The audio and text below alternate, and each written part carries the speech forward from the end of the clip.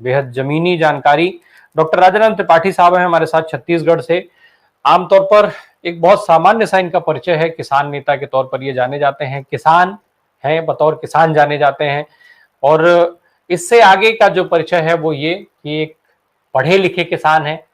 जो छवि होती है कि आमतौर पे किसान कम पढ़ा लिखा होता है, ये वो वाले किसान नहीं है, ये थोड़ा अलग टाइप के किसान है।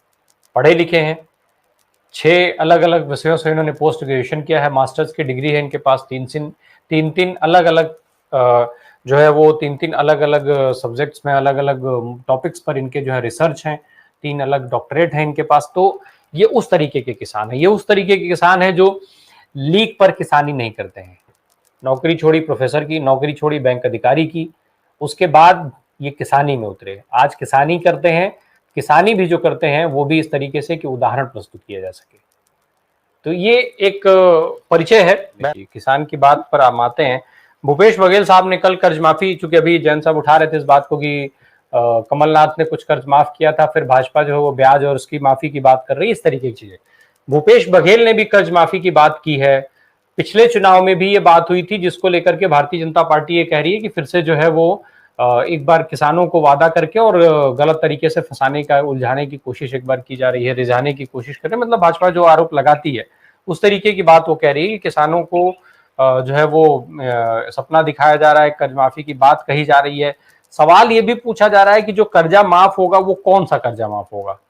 सारा कर्जा माफ कर दिया जाएगा या सोसाइटी का कर्जा माफ किया जाएगा? कौन से बैंकों से लिए हुए कर्ज माफ होंगे? तो अलग अलग कई सारे ये सवाल उठाए गए हैं भाजपा नेताओं की तरफ से। 2-3 चीजें हैं सर। किसानों को लेकर के हमेशा बात होती है, हर प्रदेश में चुनाव जब भी होते हैं तो किसानों की कर्ज माफी, और सबसे पहला मुद्दा जो है कर्ज माफी होता है। किसानों की कर्ज माफी जब इतने समय से चलती आ रही है तो ये कर्ज माफी का सिलसिला कब तक चलेगा? पहली चीज। किसान उस स्थिति से बाहर कब आ पाएगा, कब लाया जा सकता है कि कर्ज माफी की जरूरत ना पड़े? दूसरी चीज। तीसरी चीज ये कि किसानों की याद हमेशा से चुनाव के ठीक पहले ही क्यों आती है, चाहे वो कोई भी सियासी दल हो। इन टाइम पर जब चुनाव घोषित हो जाते हैं तब किसानों की याद आती है और सबसे पहली घोषणा कर्ज माफी होती है। राजाराम सर। राय साहब, आपने काफी बड़े सवाल कर दिए। तो चुनाव में कर्ज माफी एक हथियार के रूप में राजनीतिक पार्टियां उपयोग करती रही हैं, और जो पार्टी कर्ज माफी की घोषणा करती है उसकी घोषणा का विपक्षी पार्टी आलोचना करती है।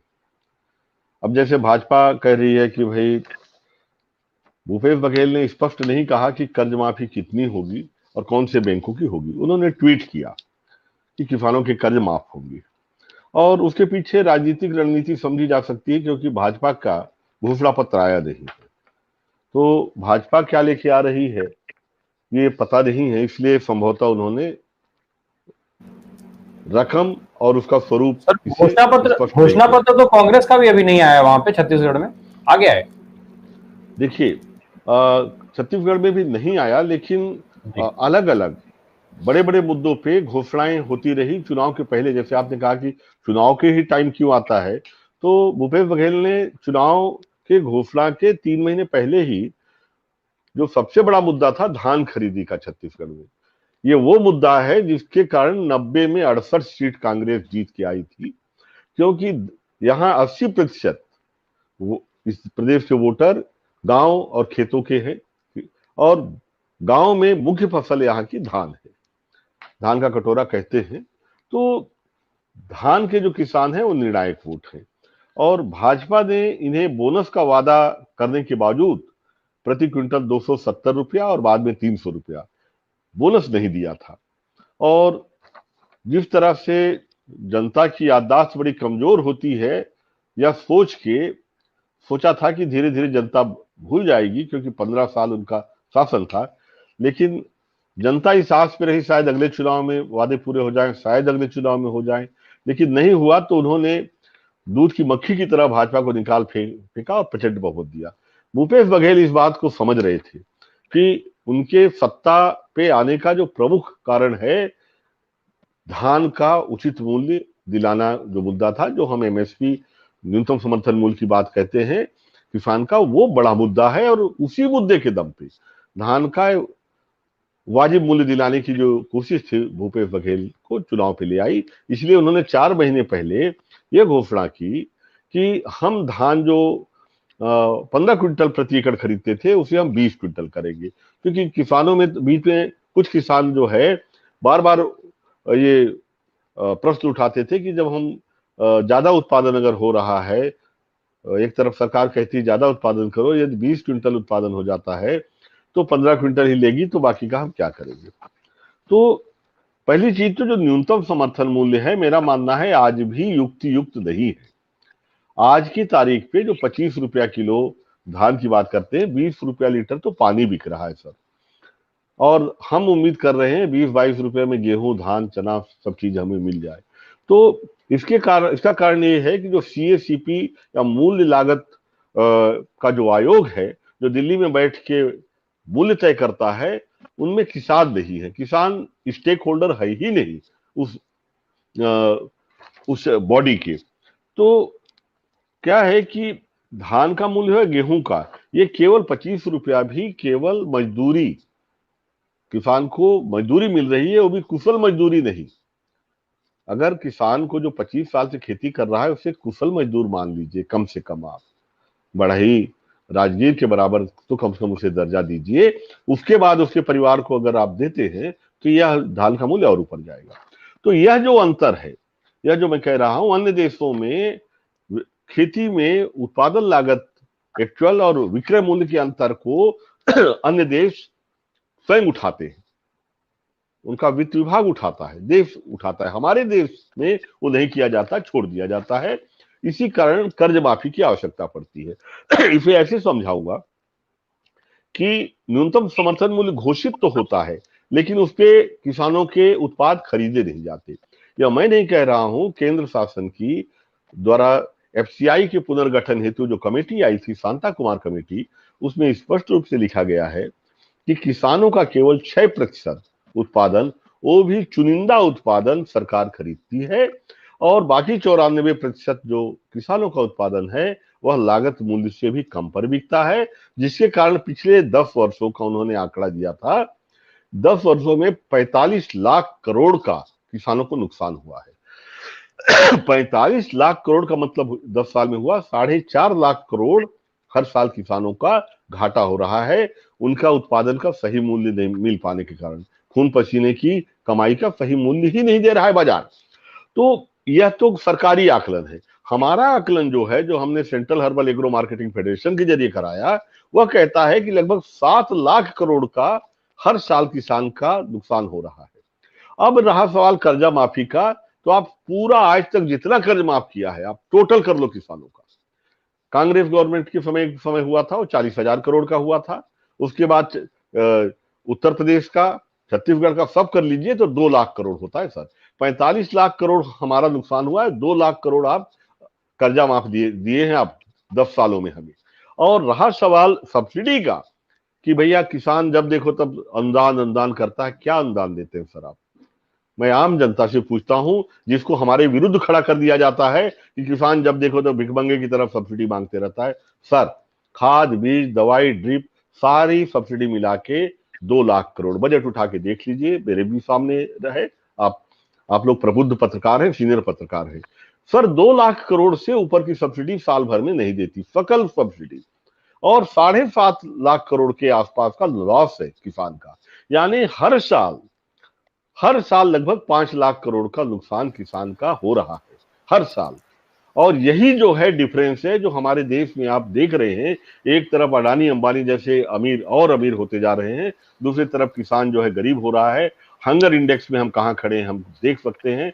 यही अंतर है, यही कारण है कि 80 करोड़ लोगों को मोदी जी खाद्यान्न या भिक्षान्न जो भी दे रहे हैं। अब मैं छत्तीसगढ़ पे आता हूं सर। जी जी, आप बोले नहीं, आप बोलते फिर मैं पूछता हूं। जी, तो छत्तीसगढ़ में मैंने देखा कि भूपेश बघेल ने केवल एक घोषणा की कि कर्ज माफी हम करेंगे किसान की, और मैं देख रहा हूं सोशल मीडिया पे मीम्स और चुटकुले की बाढ़ आ गई कि किसानों के कर्ज माफी के बोझ से आम आदमी दबा है, टैक्स पेयर दबा हुआ है। मैं बार बार कहता हूं, टैक्स पेयर अगर एक रोटी खा रहा है तो उसकी आधी रोटी का कीमत ही उसने किसान को अदा किया है। इस देश को याद रखना होगा सर, वरना आप PL 480 के अमेरिका का वो जानवरों को खिलाया जाने वाला गेहूं याद कर लीजिए आप, जो आता था, देश के किसानों ने भरा है। कोरोना के समय देश के किसानों ने पेट भरा और अर्थव्यवस्था को भी संभाला। तो मैं बार बार कह रहा हूं, कर्ज माफी कतई आसान नहीं है, हमारा सही हिसाब हो। हम तो बार बार कहते हैं आप न्यूनतम समर्थन मूल्य हमें दीजिए, वाजिब बैठ जाइए, जो एक्चुअल मजदूरी है जोड़ लीजिए, लागत है जोड़ लीजिए, और हमारी लागत और 50% जो आपने वादा किया था दे दीजिए। तो उस पर क्यों सरकार नहीं बैठ रही है, जरा सोचिए। केंद्र सरकार को करना है ये, केंद्र सरकार के पाले में गेंद है, लेकिन वो क्यों नहीं कर रही है, देना ही नहीं चाहते। ये व्यापारियों की सरकार है, ये कारपोरेट की सरकार है। भूपेश बघेल ने कोशिश की प्रदेश के धान के किसानों को वाजिब मूल्य दिलाने की, सत्ता पे हैं, और यही कारण है कि तमाम, आज भी मैं कह रहा हूं, तमाम चाहे टिकट की घोषणा हुई, उन्होंने कई सिटिंग एमएलए की टिकट काटी, 50-50 हजार वोट पाके जो एमएलए जीता हुआ है उस एमएलए की टिकट काट दी।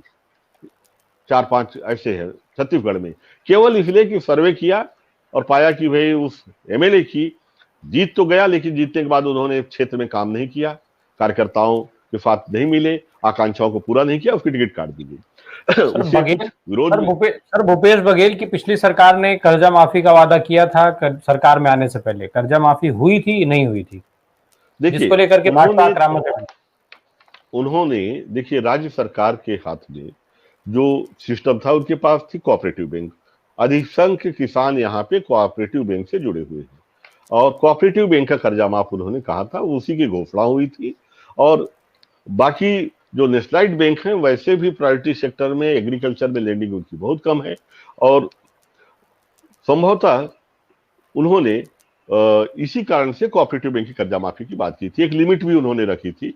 और चूंकि उसके पीछे कारण यह है कि कोऑपरेटिव बैंक पे ब्याज दर काफी कम रखा गया है, लगभग छोटे ऋण पर 3% ब्याज, बीच का डिफरेंस गवर्नमेंट देती है, स्टेट गवर्नमेंट। तो किसान भी जहां ब्याज दर कम होता है वहीं ऋण लेते हैं। यही कारण है कि कोऑपरेटिव ही यहाँ का मुख्य मनी लेंडर है किसानों के बीच में। उसके कर्जे माफ हुए थे, उनमें कई त्रुटियां रह गई थी, ये बात सही है। बैंक के आकलन के स्तर पर, चयन के स्तर पर, वितरण के स्तर पर, मैनेजमेंट के स्तर पर कमियां थी, इससे कोई इनकार नहीं किया जा सकता। लेकिन वादा करके वादे को फुलफिल करने के लिए जब प्रयास ईमानदारी से होता है तो बड़ी चीज होती है। भाई वादे तो 100 स्मार्ट सिटी का भी हुआ है, एक दिखती है क्या कोई एक भी? वादा तो किसानों को आज दुगना करने का भी हुआ था, दिखता है क्या? 2 करोड़ रोजगार की भी बात हुई है, कहीं दिखता है क्या? बुलेट ट्रेन कहीं चलती दिखती है? तो वादा की बात अलग है, लेकिन वादा को जो भी सरकार, जो भी नेता, जनप्रतिनिधि ईमानदारी से पूरा करने का प्रयास करेगा, तमाम खामियों के बावजूद जो प्रयास करेगा, मेरा मानना है अंततः जनता उसी पे भरोसा करेगी। तो एक भरोसा जो पैदा किया भूपेश सरकार ने, कि जो घोषणा किया उसे पूरा करने के लिए कोशिश की, खामियां हैं। और 2-3 चीजें जो उन्होंने बड़ी, जो पक्ष में जा रही हैं, राज साहब अगर मुझे 1 मिनट का टाइम देंगे तो मैं पूरी कर दूंगा, कि जो ईडी की कार्यवाही लगातार छत्तीसगढ़ में हुई, वह भूपेश बघेल के पक्ष में जा रही है, क्योंकि 15 साल यहां पर भाजपा थी, भाजपा पे भी ढेर सारे भ्रष्टाचार के आरोप लगे। तो अब आम आदमी, आम मतदाता सोचता है कि यार 15 साल में उन लोगों ने इतना भ्रष्टाचार किया, एक नेता के यहां नहीं पहुंचती। ठीक है, एक उंगली भूपेश बघेल का 4 साल का कार्यकाल है, और इनके यहाँ रोज आए दिन सुनो तो ईडी पहुंची हुई है, इनकम टैक्स पहुंचा हुआ है। तो इस तरह से क्या है, जो विक्टिम के प्रति जो एक सहानुभूति होती है, उसका फायदा मुझे भूपेश बघेल को मिलते दिख रहा है। दूसरी जो नई चीज जो अन्य राज्यों से अलग है, छत्तीसगढ़िया अस्मिता, क्योंकि नया प्रदेश है छत्तीसगढ़, तो इन्होंने छत्तीसगढ़िया अस्मिता को जो उभारा, तीज त्योहार यहाँ के किए और पोला बनाया, गेड़ी पे चढ़े, तो उसके जरिए उन्होंने एक छत्तीसगढ़िया सबले बढ़िया के जो ऊपर रखा, तो लगता है कि अन्य पार्टियों की तुलना में इनको ज्यादा मार्क्स दे रहा है। फिर बेरोजगारी भत्ता को भी हमें नहीं भूलना चाहिए। छत्तीसगढ़ के जो बेरोजगार हैं उनके लिए जो भत्ते की घोषणा की है, उसका अगर उचित क्रियान्वयन होता है तो बहुत बड़ा जो नया वोटर जुड़ा है वो इनसे जुड़ रहा है। बिजली की समस्या, बिजली में जो इन्होंने माफी की घोषणा की है किसानों के लिए, वो भी बहुत जरूरी चीज है। और गाय गोबर काऊ बेल्ट का जो एक बड़ा गाय को लेके जो एक किसानों की संवेदनाएं होती है, हमारे देश में भावनाएं हैं, उसमें बातें तो बहुत हुई, लेकिन भूपेश बघेल ने जो 4 रुपया किलो 2 रुपया किलो गोबर खरीदी, 4 रुपया में गौमूत्र खरीदी की योजनाएं चालू की, वो तमाम खामियों के बावजूद धरती पर यह योजना उतरी है। हालांकि इस पे अभी बहुत कुछ किया जाना बाकी है, लेकिन इसको अमली जामा काफी हद तक पहुंचाया गया, यह भी एक पॉजिटिव बनेगा। और हालांकि भाजपा इसकी खामियों को लेकर इसे घेरती भी रही है। राम एक बड़ा मुद्दा है जिसे भाजपा लेके उतरती है, कर्नाटक में हनुमान को लेकर उतरी। राम क्योंकि छत्तीसगढ़ जो महाकौशल, महाकांतार, दंडकारण्य, यह जो है राम का ननिहाल रहा है। भूपेश बघेल ने इस पक्ष को लेके लगातार 4 साल तक इस मुद्दे को उठाते रहे, रामगमन मार्ग घोषित की।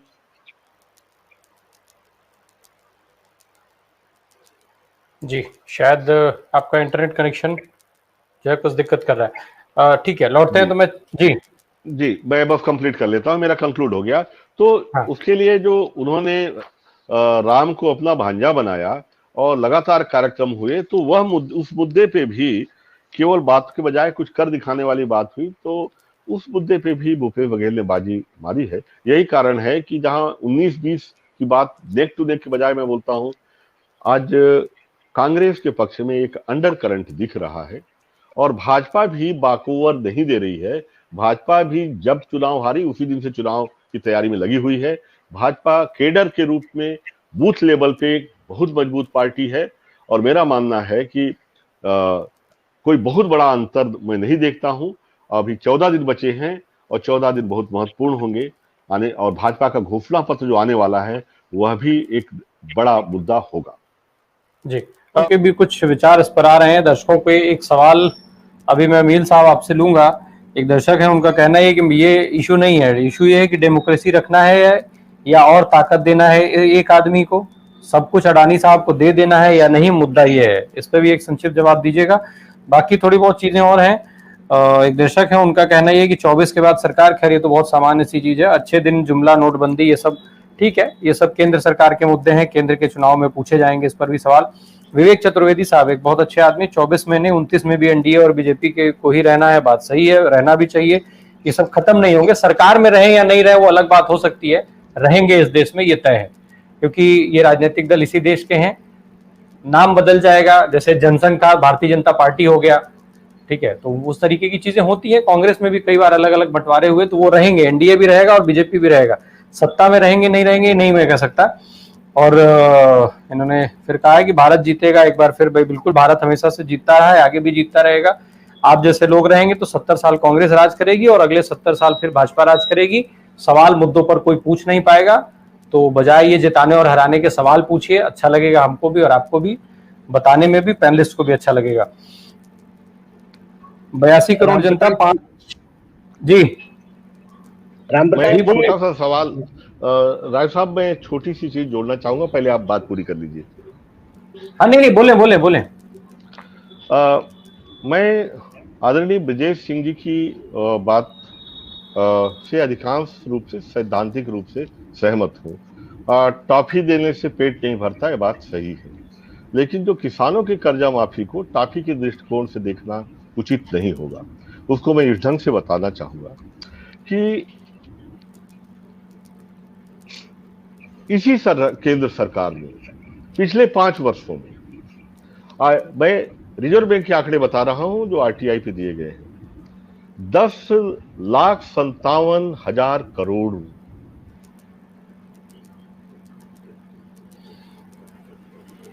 10,57,000 करोड़ रुपया, 10,57,000 करोड़ रुपया राइट ऑफ किए, और 22-23 में 2,09,000 करोड़ रुपया चुनिंदा, केवल चंद गौर करिएगा, चंद कारपोरेट के लोगों को कर्जा माफ की। लेकिन छत्तीसगढ़ में जो कर्ज माफी पिछली बार हुई थी 17 लाख किसानों को केवल 9,720 करोड़ रुपया, 0.001% केवल कर्जा माफी दी गई थी, और 325 करोड़ रुपया सिंचाई का, टोटल 10,045 करोड़ हुआ था। और ये कहीं लगता नहीं, मैं फिर कहूंगा, ये कर्जा माफी क्यों कर्ज, किसान इतना खुददार आदमी है, कर्जा क्यों नहीं पटाता? कभी सोच रहे हैं? क्यों सुसाइड कर रहा है? 6 लाख किसान क्यों मर रहे हैं? जब हम भोजन की थाली पे बैठते हैं तो क्यों नहीं सोचते कि किसान क्यों सुसाइड कर रहा है? मैं मानता हूं इस काफी से पेट नहीं भरेगा, मैं मानता हूं कि ये कर्ज माफी कोई सॉल्यूशन नहीं है। मैंने कहा कर्ज माफी बंद कर दीजिए, वाजिब मूल्य दीजिए, लेकिन ये आंकड़े जब आते हैं 10,57,000 और एक तरफ 9,000 करोड़ का, तो उस समय कहां रहती है हमारी मीडिया? सारे लोग क्यों नहीं उठाते कि चंद मुट्ठी भर कारपोरेट के जेब में 10-10 लाख करोड़ रुपया, देश का टोटल बजट 25 लाख करोड़ का हो, वो 10 लाख करोड़ रुपया 5 सालों में उठा के कारपोरेट के जेब में देता है? हमारा ही पैसा तो है, किसका पैसा है? ये क्या बड़ा सवाल नहीं है? किसानों को अगर मिलता है, किसानों की कर्ज माफी की बात अगर भूपेश बघेल करते हैं तो मीम्स आ रहे हैं और सारे लोगों को याद आ रहा है कि देश गर्त में चले जाएगा, देश नीचे हो जाएगा, ये तो बड़ा गलत हो रहा है। मैं कहीं इससे इत्तेफाक कम रखता हूं। जी।